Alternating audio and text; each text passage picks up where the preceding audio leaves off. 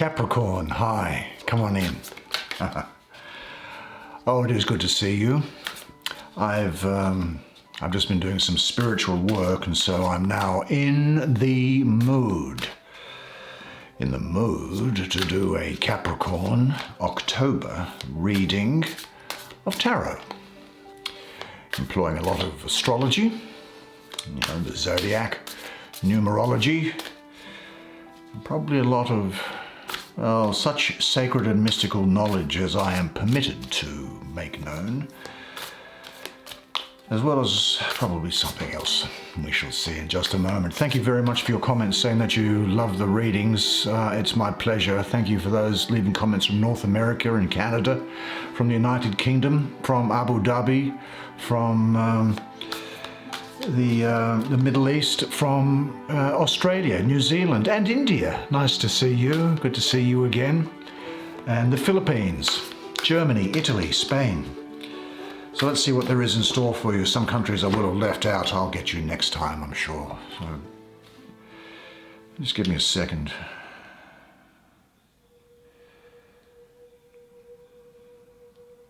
Okay. That will do the trick. Now, here we go.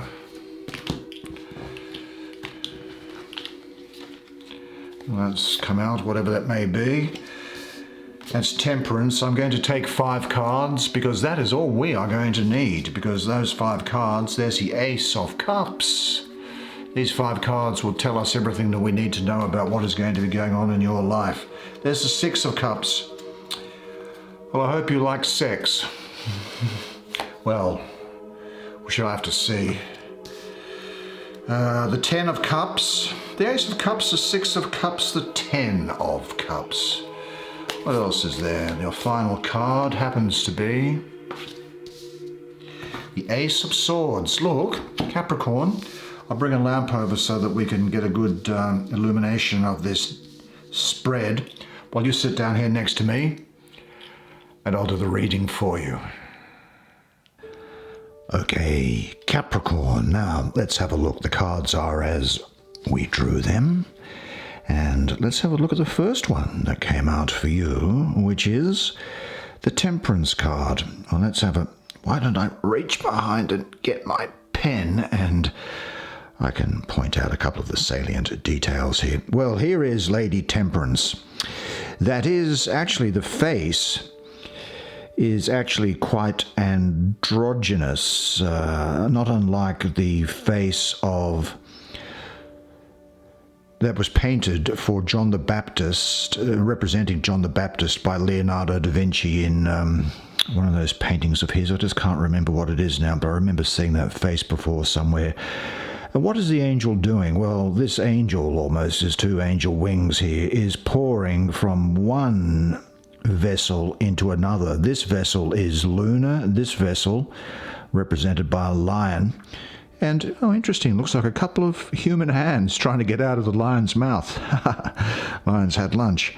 Well, this lion here is the gold representing the male. So it is representing, so the face is androgynous and it's representing the female and male principle. Down here, it looks like this is very reminiscent of... Well, it's not reminiscent of it. It seems to be a depiction of the... For those familiar with the Christian story and with the thing called the Gospel of Luke, this is the baptism scene where John the Baptist, who I referred to up there, is baptizing the Jesus figure, and then descending upon the scene is the dove that the writer of that gospel, or the writers of that gospel, depicted as descending at the time. Here is a flower that's wilted, and that gospel was saying, that gospel had this dove saying, "This is my beloved son in whom I am well pleased."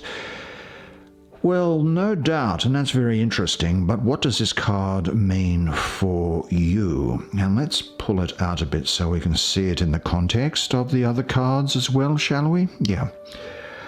there's a lot of Sagittarius energy in here, so I think that Sagittarius, or someone that's Sagittarius, is going to be close to your heart during this period, or in your thoughts, I think. I call this card the Daughter of the Reconcilers, the bringer forth of life. Sagittarius with Jupiter ruling Sagittarius and Dragon's Head exalted. Dragon's Head, you probably know from astrology, is the north node of the moon. So Jupiter in Sagittarius, and of course Jupiter is at the moment in Sagittarius, and so this is a particularly beneficial card for you. I mean, in ordinary astrology now in the heavens, Jupiter is in Sagittarius. And then it goes into your sign, I think. But let's have a look here. And it's been in Sagittarius most of this year. Very beneficial to have pulled this card here for you, I think. This is talking about you realizing something, you coming to grips with something. Combination of forces, so you're putting a number of things together. It's about you taking action which is based on accurate assessment, good management, success after some sort of elaborate dealings, and I think it might also be the case that you somehow you get out of something. I'm getting this feeling of getting out of something, kind of escaping from something, which is good. You don't need to face the music for the thing in that time. Oh, I'm just getting these words that come through. I am uplifted in your heart. My every instinct has become the echo of your heartbeat. My life dances to the rhythm of your pulse. Yeah. If I had an affirmation in mind, if I were you, I would say that I equally value the light and dark within my own nature. I am a well-integrated person. You will be learning to bring about balance and moderation in your life, I think. And this is saying to you to be patient and let things evolve at their natural pace. Do some self-evaluation to re-examine your life priorities, I think, and work in harmony from a place of stability and strength, which is within you. You have that stability and strength in you. The central theme here is really on, I think, reintegration. It's reflecting a period of balance, I think, between your inner and outer self, searching for a higher meaning and purpose in life. And you actually might experience during this time a clash between your habits and your new vision. But I would say to you to just trust your instincts. Trust your instinct. Trust that voice inside. Go with your intuition. And don't listen too much to your head. Here we have the Ten of Cups. Well, what can we say about the Ten of Cups for you? Now, in the position that it's in, you see, for me, the positions are very important as well. Here is, for me, a very fiery card. And there's cups here, and there's cups here, and there's cups there, and this whole diagonal. And here is the Ace, which is the start of cups. And here is the end of cups. Now, what is this saying? This is saying then, I think, yeah, there is probably something which is an end of something, an end of a way of feeling about something, an end to the way you have been thinking or feeling about yourself.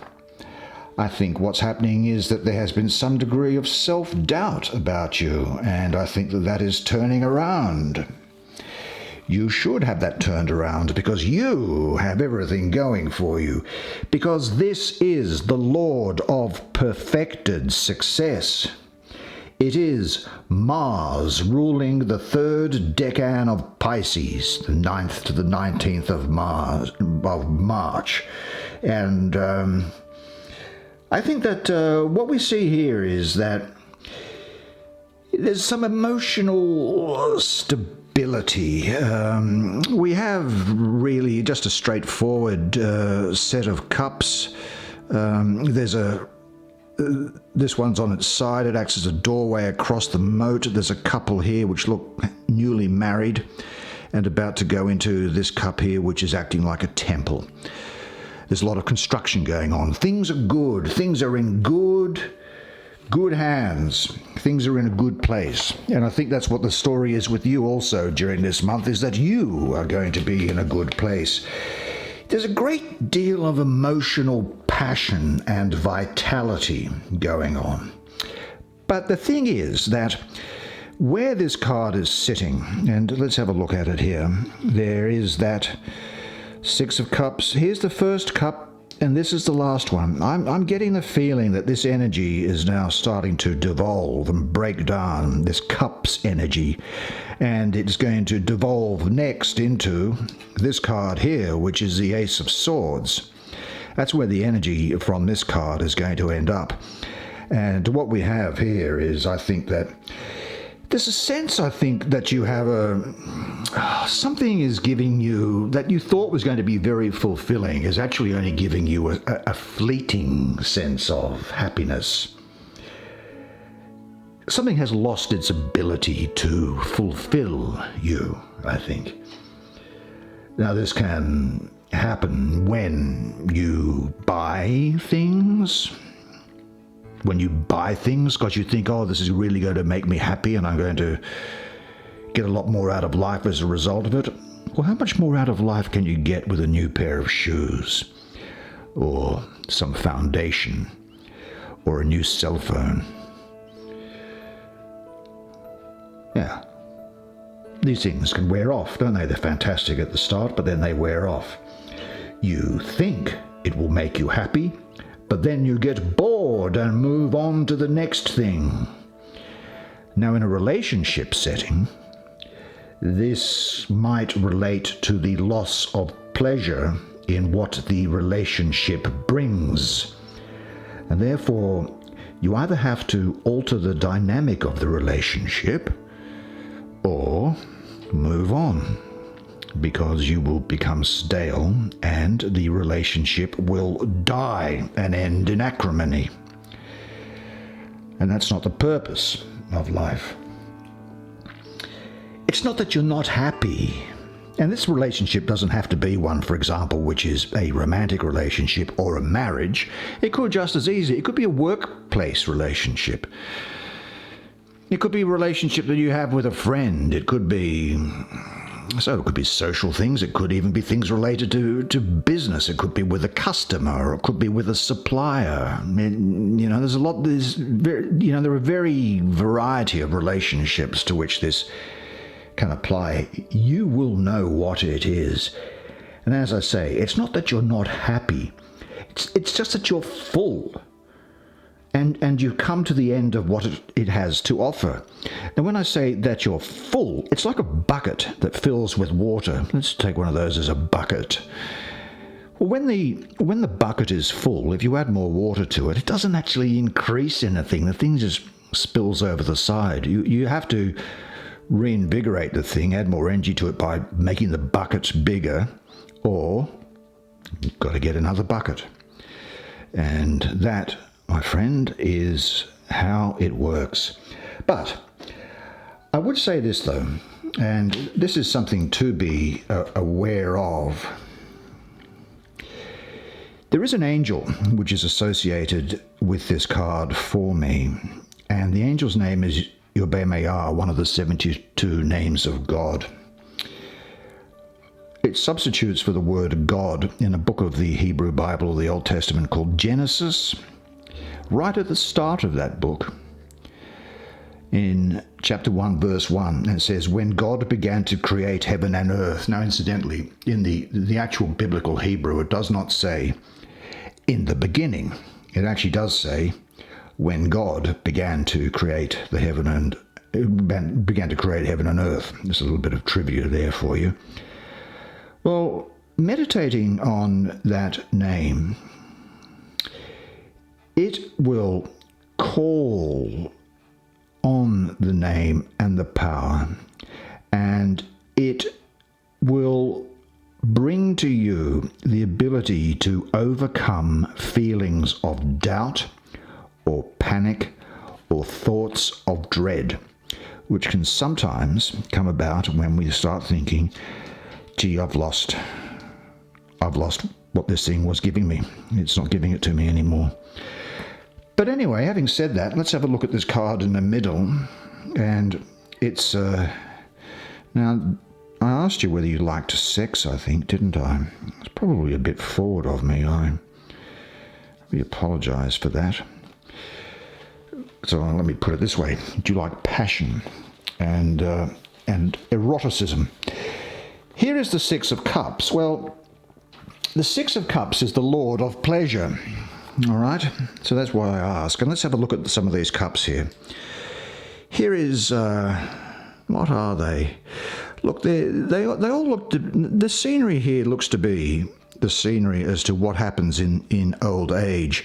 This black cup here has drooping flowers out of it, and here is an old widow dressed in black saying rosary beads. Now, of course, this is a Renaissance deck, so the saying of rosary beads, which is a Catholic tradition, that was all the go in Renaissance Italy. In this cup here, sort of this silvery type of cup, we have depicted on it scenes of decadence, of sensuality, and of hedonism that can be enjoyed in old age. Well, I certainly intend to enjoy my old age in those sort of pursuits. God willing, give me the strength and the vitamins to do so. And there's froth overfilling there, and here is a fool which is sipping up the froth from it. Now, here's an interesting thing here. There's a column here, this sort of cup. It's got a bunch of toys in it, children's toys. And here is the foot from what I assume would have been in the ancient world, the Colossus of Rhodes, which was one of the Colossus of Rhodes. Have you heard of that? It's one of the ancient wonders of the world. And here is an old lady, and she is what they call in Italian a befana.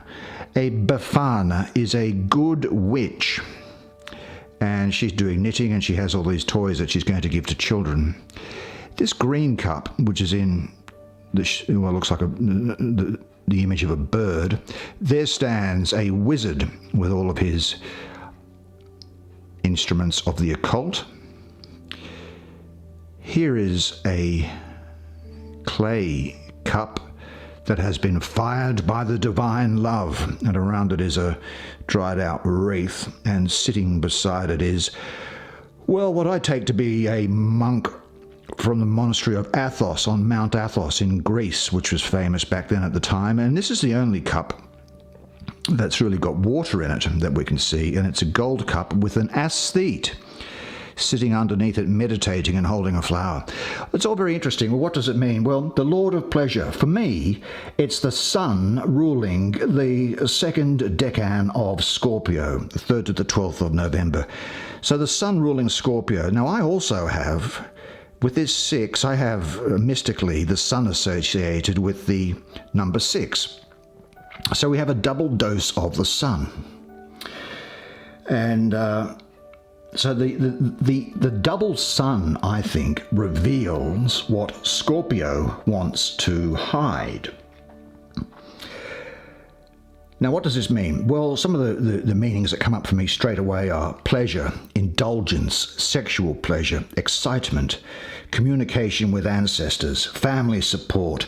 But the pleasure is a kind of pleasure which is completely harmonized. The zodiacal sign governing the card, being Scorpio, well, pleasure there is most rooted. It's rooted there in its most convenient soil, I think. This is a preeminently fertile card. It really is, for me, one of the best in the pack. I've got to say that I think that the emphasis on the card really is on sexuality, but not the uncontrolled energy that you might get in, say, the card that comes after it, the 7 of Cups. I think this can also refer to pleasure, which is being experienced after much hardship. I think you may be undergoing a sort of a period of healing, and the reason why I'm getting this is that, you know, I'm seeing these greens here, and this is a color, and this is almost like a brass color. So I'm very much getting the feeling of Venus energy in this, notwithstanding the sun there in Scorpio. I'm getting very much that nurturing sort of healing energy of Venus coming through as well. And so I think you could be going through a process of licking your wounds on one hand, or otherwise just healing, recovering, recuperating, regenerating, moving on. And I think that this is all meant to be, and it's all going through. The emphasis really is on relationship, or on the desire to have a relationship, and one that will improve both individuals, really, where the whole is greater than the sum of its parts, where 1 + 1 equals 3, to put it that way. There is a psalm, Psalm 94, verse 18, which says, "When I think my foot has given way, your faithfulness, O Lord, supports me." Now, meditating on that verse, 94:18, you will come to acknowledge that the light of the Creator is the ultimate source of all prosperity and well-being, and with this name, you will summon the forces of prosperity and sustenance. And also ask for the strength to keep your ego in check when all these good things start coming your way. And what are some of the good things that are coming your way? Well, let's have a look at them now, because they are just above. And we'll deal firstly with this card, which is the Ace of Swords. Now, aces are the seed of the suit. In this case, it's the seed of air. And it is where the energy is most concentrated in its most pure form. And it is really a card that speaks of, or the ace actually speaks of, pure potential. So here we have the case where we have pure potential in the area of the mind. And how do you use your mind, and how do you get it to work in a way which produces good things for you? Let's have a look at some of the imagery which is involved in this card, because it's quite interesting, I think. Now, the first thing is that there is a very impressive sword standing up. These appear like a couple of wings on the side, naturally. On this sort of circular object at the top here, these things are representations of the spades that you have in the suit of spades in ordinary playing cards. Between them are little things of lightning. These palms coming down like this. Well, I don't see what the connection is here, but esoterically for me, what they relate to, they're a symbol of silent martyrdom. Now, you certainly won't be a martyr during this area. And here are red and green slashes of lightning. There is the alchemical snake winding its way around. It's got some horns and poking its tongue out. There is down the bottom here a wreath with a statue of victory upside down. That doesn't mean anything. Well, being upside down doesn't mean anything, I should say. And here, I assume, are what are figures of Cain, from that book of Genesis that I mentioned just a moment ago. The brothers Cain and Abel. This is Cain with his hands full of produce of the land, and Abel holding a lamb or a sheep that's there. Well, again, interesting, but what does it mean? Well, it is very interesting, because I call this card the Lord of the Root of the Powers of Air. And air is formed from the combination of fire and water, which can sometimes make it a little bit unstable. Now, I think the people around you are, well, this is very much a Capricorn card, I think. This is a Capricorn card. The other people who could be important to you, I think, are Pisces, possibly Aquarius. I get very much the energy of Capricorn coming up directly from this card, so this is particularly pertinent to you. I think what it's saying is, in a nutshell, it said that you are going to find yourself in a moment of clarity, is the best way that I can describe it. There is something which has been playing upon your consciousness or your subconsciousness. And you're going to have a moment where you just go, aha, that's what it is. And during this period of October, you are going to have great insight and clarity. You are going to have a new perspective that was previously unclear. And you are going to be able to get right to the heart of the matter. Now, you'll know what that is. You will have gained a new vision, and you will pursue opportunities which draw upon both your creative and your mental abilities. Now, this sword, I think it also encourages you to stand up for the rights of others, which is very broad, I know, but it also means standing up for yourself and for your personal values and beliefs. You have gained a new insight and inspiration, or you're going to, and you've come out of the cloud of confusion and doubt into clarity. And this is really just talking about blue skies and forging ahead. Great to have that mental strength that's there. Here is the other fantastic card to go with it. It's the Ace of Cups. Gee, I wish I could get these two aces. Let's have a look at it. Here is the cup. This is... They look like shards of ice, and there is a cat lying on the ice, unperturbed by them. It's a female cat. It's a mother with 3 kittens, white, black, and red. There is a shell, which is connected with water, of course. There is here, then, this cup which floats up, a couple of swan wings on the sides here, fruit, very abundant, and a 1, 2, 3, 4 hexagonal cup filled with water. There is a woman standing on the top of this thing, a mother, and she is breastfeeding 2 children, 2 babies, one on either breast, and she is being guarded by 2 horned dolphins down there. And on the top here, there is a depiction, and again, this is a Renaissance deck, so it's Christian Italy that we're talking about, the 1500s. This is a depiction of what would be the Holy Ghost, or what they call the Holy Spirit today in that religion, and it is got a couple of drops of blood which are coming down from it. Now, whenever you see blood, think divine, think divinity. So in all those stories where you have the color red, and you hear people talking about blood, then the color red is about divinity, and blood is about divinity.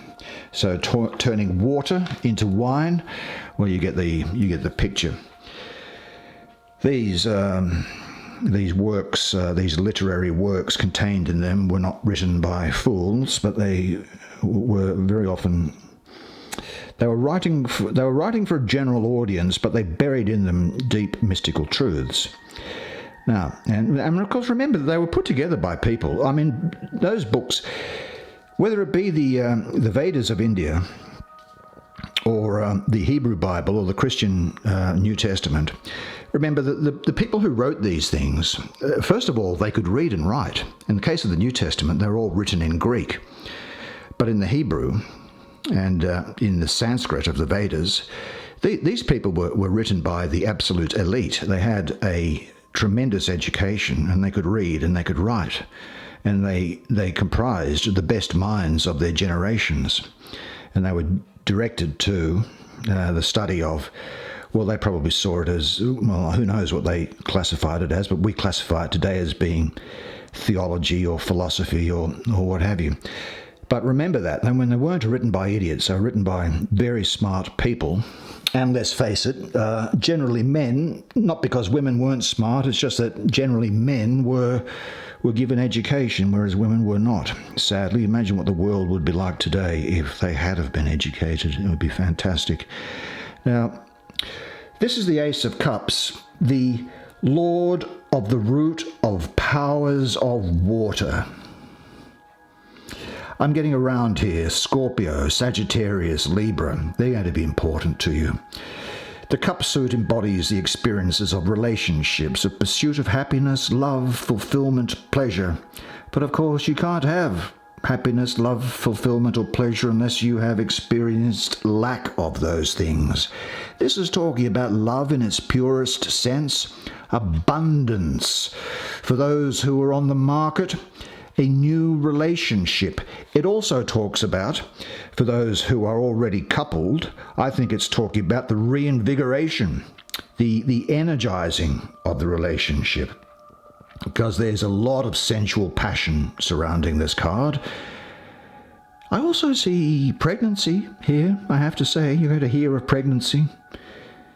Emotional balance is available to be used and drawn upon during this month, and I think actually probably for the next, at least for the next 6 months, this card in combination with that Ace of Swords is such a powerful thing,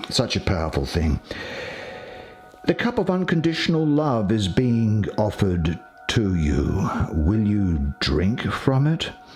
There is a good opportunity for new relationships, and as I say, it doesn't just have to be romantic. It can be business, so you get new customers, more sales, getting good deals on things that you buy. But there is, of course, the opportunity for new romance for those people that do there. I think the card represents unconditional love. Let it work on you. Let it work on your subconscious. And becoming one with the all-embracing, omnipresent love is such a silent ecstasy, which is possible as well from a spiritual point of view. I think that you are in contact with all-embracing love. It fills you. It is filling you. And you can pass it on generously, lavishly to others. And I think I'd have this affirmation in mind as well during this period, that all-encompassing love fills me and my environment. Well, there we are. There it is. The month of October for you. I really hope you enjoyed that reading as much as I enjoyed giving it to you. I think it's going to be a fantastic month, and you've got great things in store for you, so well done. All I can say is this, is that you've been absolutely brilliant. You've been fantastic, as you always are, and really the only thing that remains for me to say is this, that you are a legend, and I look forward to seeing you again next month. Until then, bye for now.